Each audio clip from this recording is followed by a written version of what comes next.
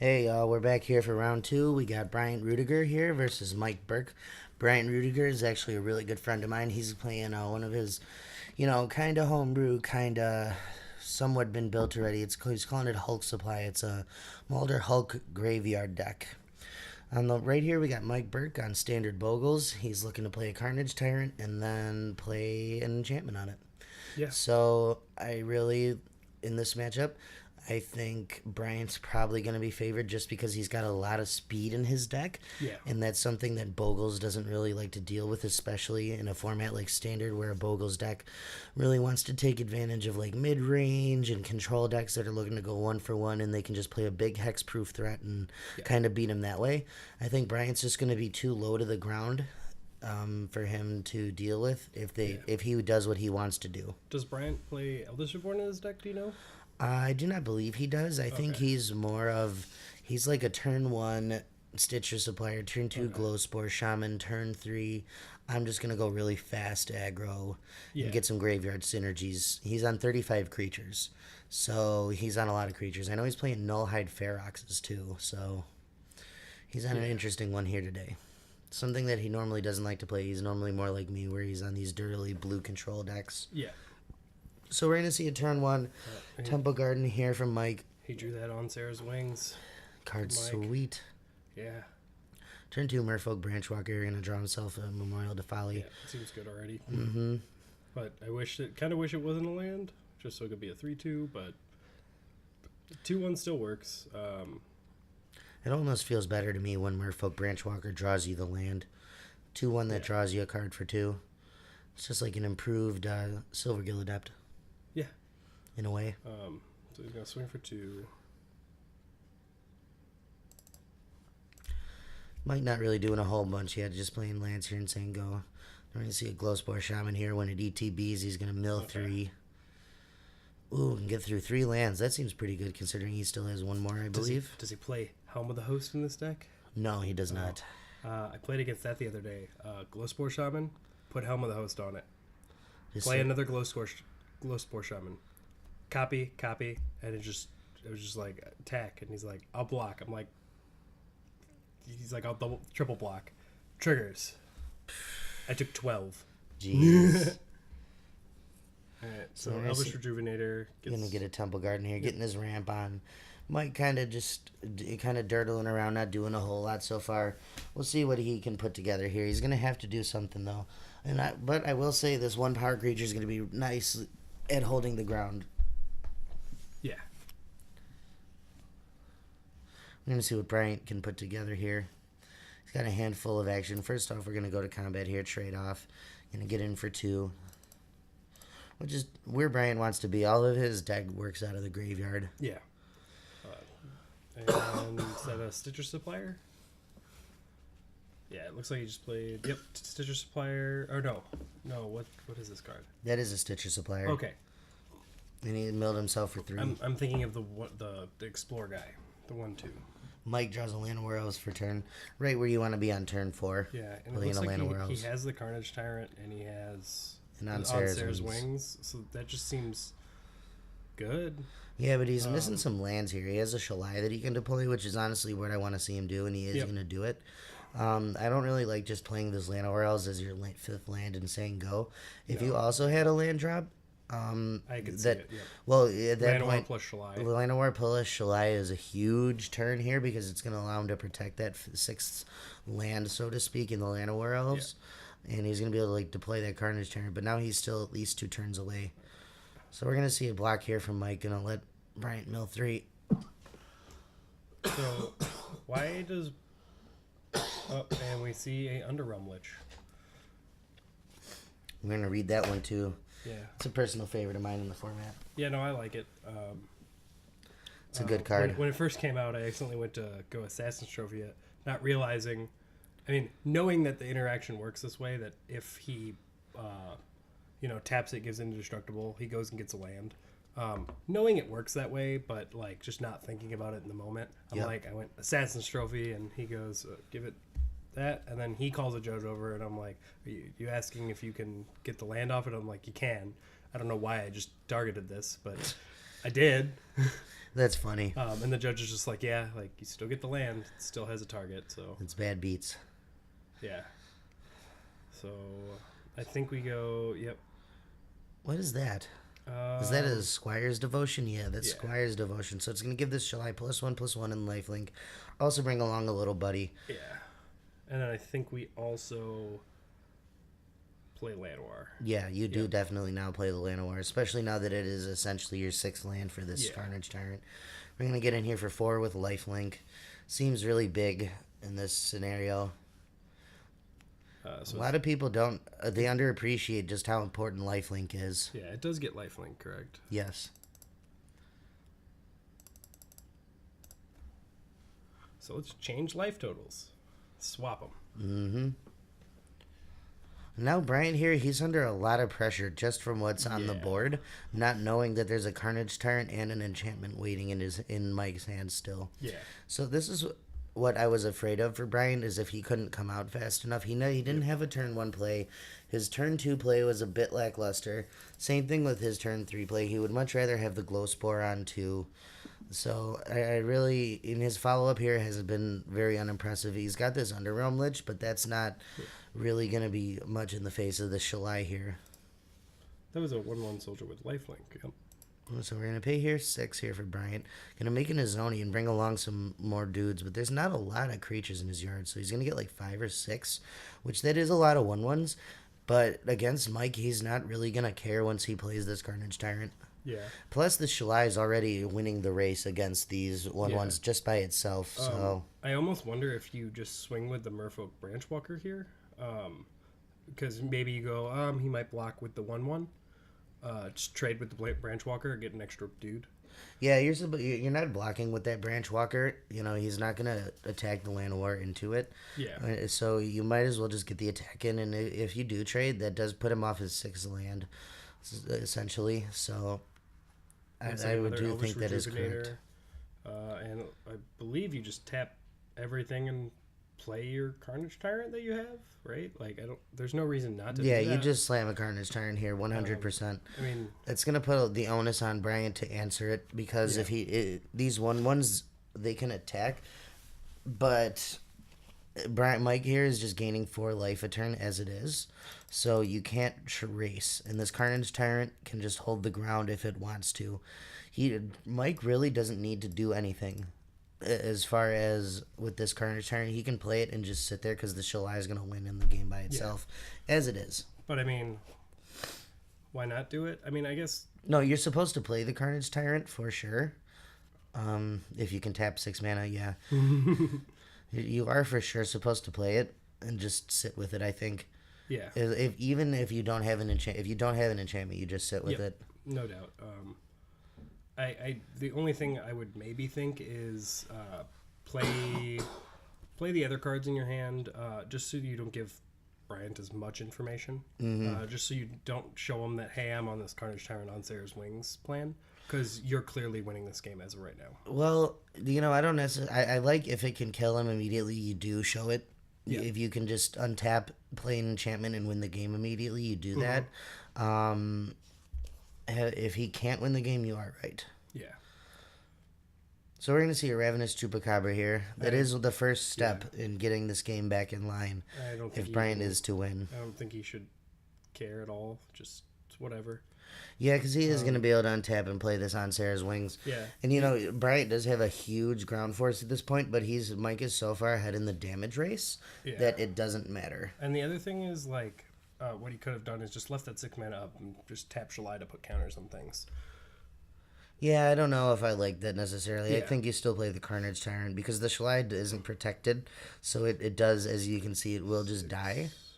So you're really just putting a counter on the Llanowar Elves at that point. And there's that Mulder Hulk here from Bryant.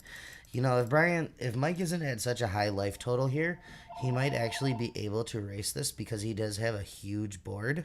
Right. So, pardon me, everybody. That's just the telephone ringing. All right. So he does put on Sarah's Wings. No. Yes, on Sarah's Wings on his Carnage Tyrant.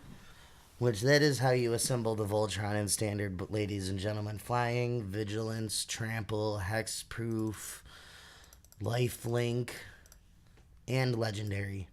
Yeah. So Does that make it an 8? Oh, no, he put 2 things on. he put a Squire's Devotion and a Carnage Tyrant. So it is a 9/8 Carnage Tyrant with every keyword except for Double Strike. Yeah. So, yeah, that seems like Bryant can't do anything. Yeah, at a comfortable 28 life here. If he really doesn't want to lose to Mike, by Mike's creature, he could just sack an insect and kill himself here. That's right? true. No, the insects will gain him life. Oh, man. That's lame. I mean, I don't know what Brian's agonizing over if he doesn't have... Even Eldest Reborn is nowhere near good enough. Yeah, he's just going to scoop him up. I don't think there's any card in the deck that's going to get him out of that scenario. Yeah, no. I don't think there's any card in the format in black that's going to get you out of that scenario, honestly. So we're going to go to sideboard here. So I'm honestly not surprised that Mike wins that game 1. Bryant isn't ready necessarily for Bogles because this is a pretty off meta deck. Yeah. And his draw wasn't especially good. So I do think he's going to be favored after boards though here, as long as he gets to bring in some edict effects. Do you think he brings in Bronodons? I see them in the sideboard. I would bring in Brontodons for sure. I see Cruel Harpooners, Assassin's Trophy, and I did not catch the other 2. So he's actually on the full 4 Crawl Harpooners between the main and the side, which is really good in this matchup. I will say, game 2 and 3, Bryant is definitely favored. He knows what's going on now. He's going to be able to play correctly and accordingly. Right. He probably put Mike on hand. Either tokens or just like Selesnya aggro. Yeah. He can mulligan maybe to a better hand. He can either mulligan to like a 0-1 Necrotic Wound type of hand. You know what I mean? So I do like after boards where Bryant is positioned. Yeah. Having said that, Mike can just maybe power out a turn 4 or turn 5 Carnage Tyrant, put an enchantment on it, and end the game. Yeah. His deck is capable of doing that. So I see a Sentinel Totem. Which that's going to be very good in this matchup. A lot of Bryant, it's not, well, honestly, it's not going to be as good as I first analyzed it there. Bryant's deck does play a lot out of the yard. But it is a deck that is very aggressive too. So you might be playing a Sentinel Totem and exiling his yard, but he's going to return with 8 or 9 damage. Yeah, and I think I just saw him take a Carnage Tyrant out. Yeah, I do agree. Who, Mike? Yes. Oh, that's interesting. I was saying I saw Bryant take out his Carnage Tyrant in this matchup. It's not very good for Bryant. I'm not surprised either that Mike's taking one out. It's just very expensive for how low to the ground Bryant is. He really just wants to be on more creatures like Shalai or any really just generic flyers. Flyers are very weird. Yeah, I saw some Steel Leaf Champions as well. Mm-hmm.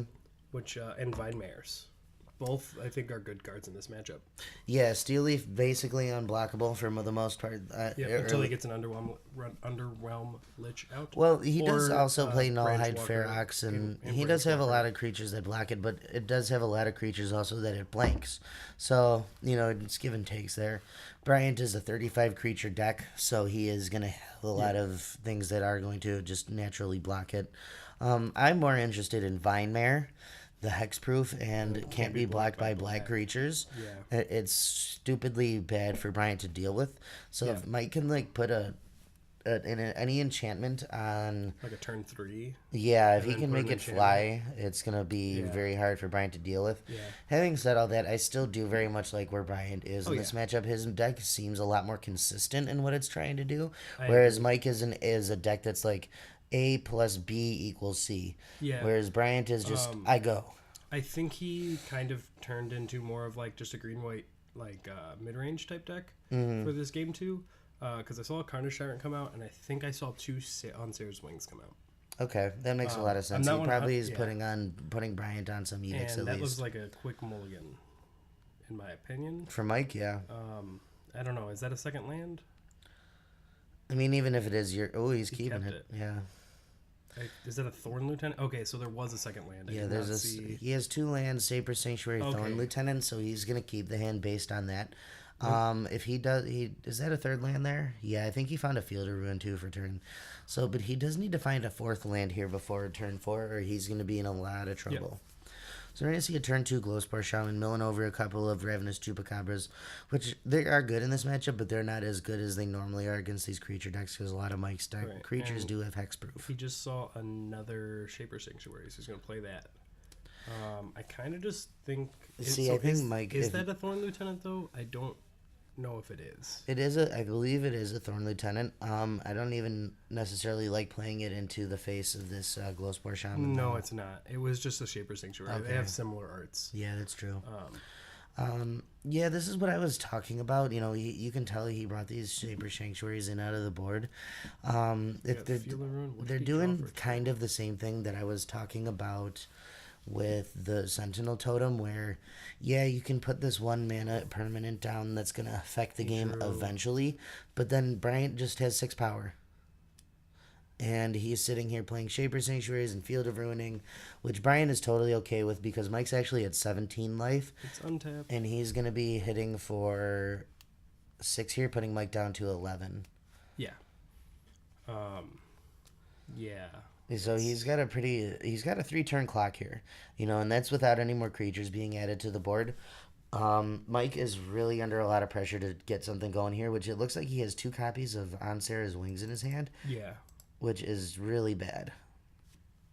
Yeah, I don't think that...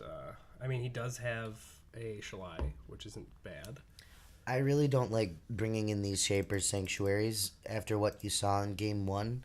You saw enough creatures low to the ground that you know that Bryant is not the Carnage Tyrant removal-based version of this deck. I think on the draw it's not a terrible idea. I do. I don't like that he saw 2 of them. That kind of sucks. I don't like that you see 1 in this match. Reason being, like, it's just like I've been explaining, Bryant is way too low to the ground for this. Right, and you know that because of the cards you saw. If you're a standard player, you know that this version of green black is far more aggressive than the more mid rangey version. So, and there it is. He's just like, trying wait, to play. I have no target. Yeah.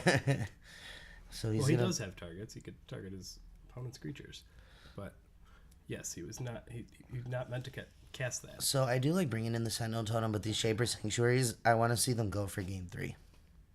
Yeah. I would agree. All right. Oh, man. That is some beating there. And he gets to sack his Stitcher Supplier, milling over 3 more cards. So he's going to take 1, 2, 3, 4, 9. 5, 6, 7, 8. Oh, it is 8. You're right. No, the Crawl Harpoon is 3 power. It's 9. Oh. No, that's what I was saying. Like, if those 2 Shaper Sanctuaries were real cards, game's a lot different. Yeah, especially if they were Llanowar Elves. That's what I'm saying. If they were Llanowar Elves or a creature that he can put on defense, this game's a lot different because those creatures can... Yeah, you can see, I think those 2 cards that he's got put off to the side here are this. Yeah, he's boarding out these Shapers Sanctuaries. God, I can't say that word. It's Sanctuary, yeah. Shaper Sanctuary. I could see why he brought them in after game 1. Bryant's game 1 was kind of slower start. Yeah, but like I said, you saw enough of what his plan was because of the cards he milled over and the creatures that he played to recognize that he's not on an Eldest Reborn and Vraska's Contempt and much more big version. You can tell that he's playing Glowspore Shamans. You saw Stitcher Supplier. You saw a 3-drop creature. You know that he's on a much more low to the ground version. So you have to make that judgment that he brought it in. The only card he saw that was relevant for the Shaper Sanctuary was the 1 Ravenous Chupacabra, which that is not justification enough for me to bring that card in. If you have never played against Bryant's version of this deck before, I could see it. I don't know how much Standard Mike actually plays. Right. Yeah. So that's what I'm saying. Like, if you know the format, that's not a good call. So if you don't know the format, maybe you're putting him on like, oh, he's just gonna go big green black and try to quote Jund me out. So if I was on this, if I was on Standard Bogles at the open release weekend, the team constructed open. If I played this deck and I was in the same position as Mike, I probably would have brought Shaper Sanctuaries in game 2, just based on what I saw because it was a slower start. and not knowing the format because I mean it's a new weekend, right? Okay, that's fair. And like so I said, I I don't think- know how much I think standard Mike that's- actually plays. Right. I think that's where he was coming from, bringing them in. No, and I get that. I just it is a mistake in this Right, yeah. particular And matchup, and there are builds he of this realized green it. black deck that you want to bring in those Shaper Sanctuaries. That it's going to be an absolute house. Yeah, you know what I mean. He did but realize his mistake. And, yeah, and he boarded them out. No, like that's the sign of a better player too. Is a lot of players after game 2, if they made a sideboarding mistake, they'll just commit to it. Yeah. And they won't go back in and make the necessary adjustments. They won't recognize, okay, this card was incorrect for me to bring in, and they're both going to go to 6 now. Yeah. They're not going to recognize this card was incorrect. I'm going to just run it back, you know? that so hand for Mike was almost great. it was almost great. If that Fielder Ruin was any other land. Also, if that Sun Petal Grove was a Temple Garden. Yeah, Fielder Ruin is a Temple Garden that hands an auto keep. Right. Because you have... You have Llanowar on 1, Knight of Autumn on 2 if you want it. Yep. And then, or you could Field of Ruin, get your third basic, or get your basic forest, and then play Steel Leaf Champion. That hand was so close to being perfect. So Mike, it's really interesting to me how Mike kind of looks at his hand. He like picks it up and then 1, 2, flips it around. Yep. Wants to Kinda- count it, make yeah. sure, you know. Real, just He's doing his due diligence. Right. He's a he tries to be very careful with almost everything he does. And look at these basic lands back and forth here. Just class acts, these guys. Yep. And They're then beautiful Field as of basics. Ruin. And then a foil woodland cemetery. Oh, just classy, gents. Yeah. I mean, I'm not a fan of foils, but yes, I agree with you. You know what? I'm a fan of them when they're next to beautiful basics like that. If that basic was foil, I'd be more of a No, fan. you know what? It doesn't even need to be foil. It is totally fine the way it is. You don't judge that basic, sir. Back to the game. I'm not judging it. Back so to we the get a game. Knight We're of gonna- Autumn. Is he going to put 2 counters on it? Yeah, I imagine so. You don't gain 4 Yeah, here. you don't need to. You make a later game. 4/3. Yep. Seems, Holds back a lot of Bryant's creatures on the ground. yeah, a lot of them. 3 toughness is big. Yeah. Be nicer if it was 4 toughness. Can you imagine if Knight of Autumn became a 3/4? How actually good that card yeah. would be. Yeah. Release weekend, he was just so good at the open. You know, I played Ooh, he's Mono a Red. Midnight Reaper. I'm a big fan of this card. Yeah. Sorry to run you over like that. Go ahead, my friend. But I played against Mono Red like 4 times in the tournament. Every single time I saw an item, I was just 3 mana gain 4, 3 mana gain 4. And then they were just like, man, I don't want to shock this 2-1. I'd rather just put that to your face. And I'm like, cool, I'll block your creature. They'll trade. Don't care. But just gaining 4 every time, they're just like, oh, I can't. It's such a can't deal beating with it. against them Yeah. because it's going to either trade for a burn spell in their hand or a creature, and it's going to gain you 4. Oh, yeah. So Mike here really mulling over his options. So, He is under a pressure here from this Midnight Reaper if he doesn't remove it right away because it represents a lot of card advantage for Bryant. yeah. This is one of the few cards in Bryant's deck that's more mid-rangey. He's a pretty aggressive deck when he curves out properly. We're seeing this game that his deck is functioning, but he really needs to have something bigger on turn 4, I think. Right. And the one good thing for Mike about Midnight Reaper is it does deal 1 damage, or that you pay 1 life every time you draw. Which that, If then Mike can slam a Carnage Tyrant and on Sarah's Wings, he's just like, I'm okay with you taking this damage. Right, in these even with if these you have the big card type of advantage. decks where you are making a big threat, cutting 1 turn off the clock is enormous. Yeah. So Especially because Bryant doesn't really have much of an answer for a Carnage Tyrant. yeah, and we're gonna see Bryant choosing to get rid of his non-foil Woodland Cemetery. Good. Good man. Look at these basics. It just makes me happy.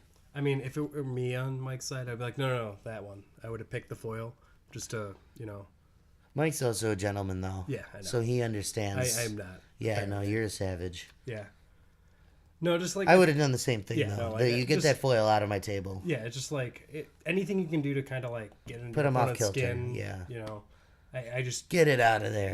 I just Yep. prefer doing that. You are correct.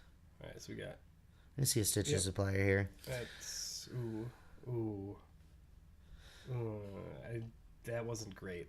You know, at anything that Bryant's milling over is fine because that's what his deck is designed to do. But I think putting Having said only hitting that, one creature off that's kind of mediocre at best. Milling the you could Assassin's completely Trophy is bad. Like, you want the Assassin's Trophy. Milling the land is probably okay because you have at least one more in hand that I can see. Yeah, I don't so know you how don't much want you another actually one. want the Assassin's Trophy right now. You want it eventually. You want it later, but right now you do not want to give Mike lands. No. That's just a turn earlier for Current T to come down. That's a big thing about this matchup is Bryant's kind of on the clock to put as much pressure on as possible before Mike can really get to 6 lands. Yeah, so we see him block here. It's an interesting attack offered up there. I know he did it to draw the card and lose a life, so that signals a bit of weakness, honestly, from Bryant. I really don't like trading a Merfolk Branchwalker for a card and a loss of life. Well, it does look like he has 2 lands in hand, or does he only have 1? He has at least 1. I don't know. Ooh, look at that, 2 Plaguecrafters. And you see, milling those 2 Plaguecrafters is actually really bad. He has 2 lands in hand. Now he has 1. Now he has 1. But having Mike think like, oh man, I'm really hurting for lands off that Midnight Reaper with that attack, it's actually not awful of a play. Just because he didn't play the land beforehand, and he actually did draw the Overgrown Tomb off of it. Okay. So it's like, oh, he didn't play a land. Maybe he's just searching for lands. We're going to see a Necrotic Wound here from Bryant. It's another really nice card for this self-mill strategy. Given a target creature minus X, where X is the amount of creatures in your graveyard for a single black. It's really efficient removal. Bryant is so far ahead on board. Oh, man, and that land entering... Oh, it's not a 6 land. I thought that was a 6 land. He's just preserving his life He's total. preserving his life total because he has to. And this is the problem with the Bogles deck like I was talking about. You don't have a lot of threats. Is that a Chupacabra? Yeah, that is a Chupacabra. Not honestly very good in this matchup. And there's a Memorial to Folly, which is honestly Bryant's best draw here, bar none. And I say that because he's got these 2 Plaguecrafters in the yard, which are... Oh, man, and that's such a beating. A Mulder Hulk, too. These 2 Plaguecrafters in the yard are like your best tools against what Mike's doing because all his creatures have hexproof. Tapping a land.